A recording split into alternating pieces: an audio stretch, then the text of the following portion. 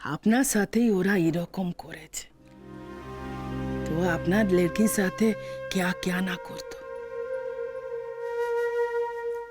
আপনার বেটি যদি আপনাকে খুব ভালোবাসে না, তো নিশ্চয়ই বুঝবে কি আপনি ওর ক্ষতি চান। বুঝবে? ঝিলিক বুঝবে গো? বুঝবে বুঝবে, জরুর বুঝবে। আপনি চোখে দেখতে পান না, তবু भी তো প্ল্যান বানাচ্ছেন ওকে বাঁচানোর জন্য, আর ও বুঝবে না? জরুর বুঝবে। আপনার লড়কি তো সমঝদার আছে মাঝি। হ্যাঁ, আমি চোখে দেখতে পাই না তো, সেই দুর্বলতার সুযোগ এরা বেশি করে নিচ্ছে জানো। আমার আমার সমস্ত কিছু, যা কিছু সমস্ত কিছু সব সব ঝিলিকের জানো তো। কিন্তু ঝিলিক না ফিরে এলে না, এই সমস্ত কিছু আমি বাঁচাতে পারবো না জানো তো। আর আজ ঝিলিককে ছাড়া আমি নিজেও বাঁচবো না। আমি যে মন্দিরে গিয়েছিলাম, মন্দিরেই তো তোমার সঙ্গে দেখা হলো তাই না? মন্দিরে আমি ঝিলিকের জন্যই গিয়েছিলাম, ঝিলিক আসবে বলে। দেখো ঝিলিক না এলো না, এলো না ঝিলিক। राम जी पे भरोसा रखिए, झिलिक जहाँ भी है वो अच्छा ही है, अच्छा ही है। কিন্তু আমার যে ঝিলিককে খুব দরকার গো, আমার নিজের জন্য ঝিলিককে খুব দরকার। আমি কি করে ঝিলিককে খুঁজে পাবো? হ্যাঁ, তুমি বলতে পারো কি করে খুঁজে পাবো? তা তো আমি বলতে পারবো না মাঝি। ও না আসলে না, এরা আমার আরো ক্ষতি করে দেবে। হবে না, আর কোনো ক্ষতি হবে না। एक बात बोलू माजी,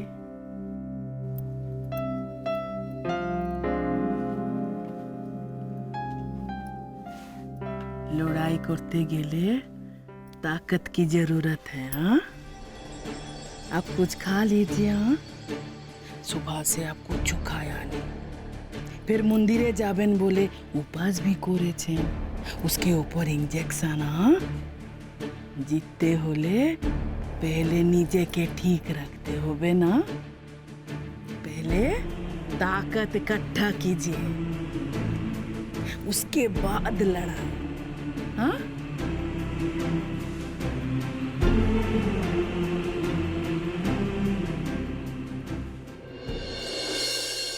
একটা জিনিস খেয়াল করেছো? এই মহিলা যতক্ষণ এই বাড়িতে থাকে ততক্ষণ কিন্তু দিদির ঘরেই ঢুকে থাকে, ওকে কিন্তু ঘর থেকে বেরোতে দেখি না। এতে হাসির কি আছে? বারে, তুমি হাসির মতো কথা বলবে আর আমি হাসলেই দোষ? আচ্ছা, মহিলাকে কেন ডাকা হয়েছে? দিদিকে দেখবার জন্য? তো দিদির ঘরেই তো থাকবে। চুপ করো তো। এর আগে যেন অন্য কোনো মহিলা, অন্য কোনো নার্স কোনো রোগীকে সামলায়নি কোনো বাড়িতে, যত কাজ উনি একাই করছে। আরে বাবা, এমনি আয়া আর পাগলের আয়ের মধ্যে পার্থক্য আছে তো নাকি?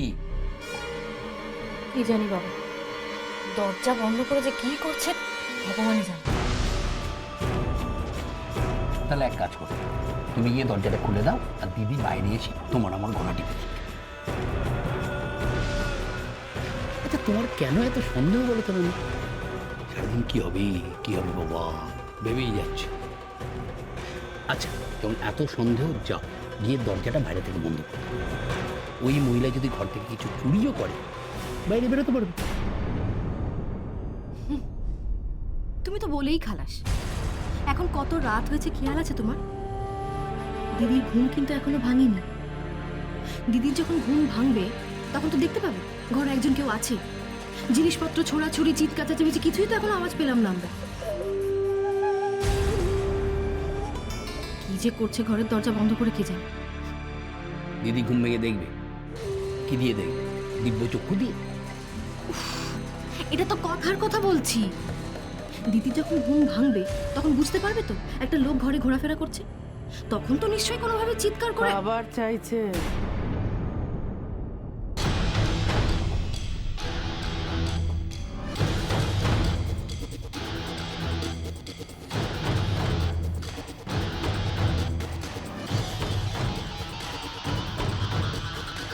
মা খাবার খাবেন, খাবার দিন। ইয়ে, রানী দিদির খাবারটা।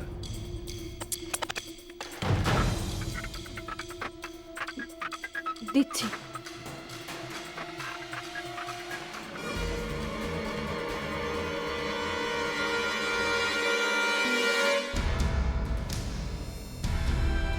দিদি এখন কেমন আছে? ঘুম ভেঙেছে, দেখি আমি তো খাওয়াবার চেষ্টা করব, বাস।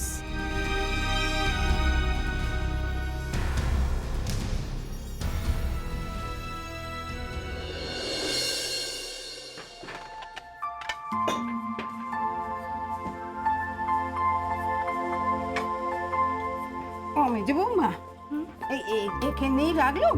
মা, আপনি ছাড়ুন না, ওসব আমি করে নেব তো। আপনি চুপ করে বসুন।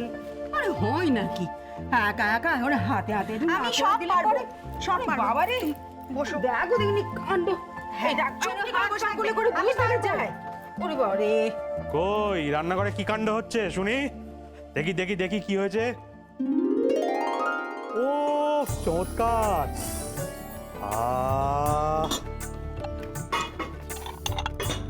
সত্যি ঘানে নং অর্ধভোজনং, এই কথাটা আজকে সার্থক হলো। তো এইসব এত রান্না কে করেছে? হ্যাঁ, ফুলকি নাকি? না দাদা, রান্না আমি করেছি। ও, আমি ভাবলাম ফুলকিই বোধহয় আজকে রান্নাগুলো করেছে। না দাদা, ফুলকি করবে রান্না? আপনিও যেমন দাদা, ওর তো সকাল থেকে একের পর এক ফোন, অফিস নিয়ে বড্ড ব্যস্ত মেয়েটা। হ্যাঁ, তবু যে রাধে সে কি আর চুল বাঁধে না? অফিস করে বলে কি আর রান্না করতে পারবো না? তবে হ্যাঁ, এটা ঠিক যে আমি রান্না করতে পারি না। আসলে কেউ তো আমাকে কোনোদিন রান্না শেখায়নি, তাই জানি। হয়তো তুমি আমায় শেখাবে মা?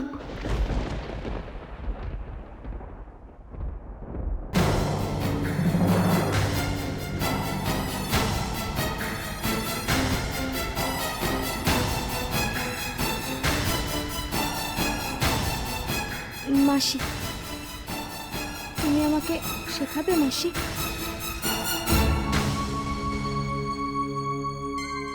হ্যাঁ, তুমি বললে শেখাবো না কেন বল? নিশ্চয়ই শেখাবো। তুমি যদি শেখাও তাহলে আমি এক্ষুনি রাজি আছি। তার থেকে তুই বরং একটা কাজ কর, ভালো ভালো রান্না শিখতে হলে না ঠাম্মাকে ধর। তোর ঠাম্মার মতো ভালো রান্না কেউ করতে পারে না। হ্যাঁ, এটা তুমি ঠিক বলেছো প্রতিমা। জানিস তো ফুলকি, মায়ের হাতে রান্নার কোনো তুলনা হয় না। ও, মায়ের রাধা ওই মুড়িঘণ্ট এখনো যেন মুখে লেগে রয়েছে। কি বলেন বাবা? থাম দিকিনি তোরা, এরা এখন কোথায় সে চাইনিজ কি থাই টাই এসব পুরনো রান্না এদের শিখতে ইচ্ছে করবে? না ঠাম্মা, আমি ওই রান্নাগুলোই শিখবো। ওই রান্নাগুলো তখন সবাই ভুলেই গেছে। আমি কিচ্ছু জানি না, তুমি যাই বলো না কেন। এবার থেকে তোমার আন্ডারে আমার রান্নার ট্রেনিং শুরু। শোনো পাগলিটার কথা শোনো একবার। জানিস ফুলকি, ওই তেলকই আর চিতল মাছের মুইঠা, সেটা কিন্তু সত্যি তোর ঠাম্মা যা বানায় না। জজ সাহেব তুমিও? আচ্ছা দেখো, এইটুকু একটা মেয়ে তোমাকে এত করে বলছে শিখিয়ে দেওয়ার জন্য, তা তুমি দাও না ওকে শিখিয়ে। নাকি তুমি আবার ভাবছো যে তোমার হাত জসটায় ও ভাগ বসাবে? ইমা, ছি ছি ছি ছি। আচ্ছা কি হচ্ছেটা কি? ব্যাস, যার যখন রায় দিয়েই দিয়েছে তখন আর অ্যাপিল করেও কোনো লাভ নেই ঠাম্মা। তুমি যাই বলো না কেন, এবার থেকে রোববার রোববার করে তুমি আমাকে এক একটা করে নতুন রান্না শেখাবে। সেটা এই রোববার থেকেই শুরু হবে, বুঝেছো ঠাম্মা? নে বাবা নে, তুই জিতেছিস আমি হেরেছি, যা। এই যে নিন বাবা, শুরু করে দিন। ওরে বাবা, এত বড় চিংড়ি! হ্যাঁ, এত বড় চিংড়ি। ফুলকি আমাকে বলেছিল বাজারের সবচেয়ে বড় বড় চিংড়িগুলো আনতে। কি ফুলকি, বাজার পছন্দ হয়েছে তো? খুব। তা দেবেশ, বড় বৌমা আর নীল দাদু ভাইকে দেখছি না।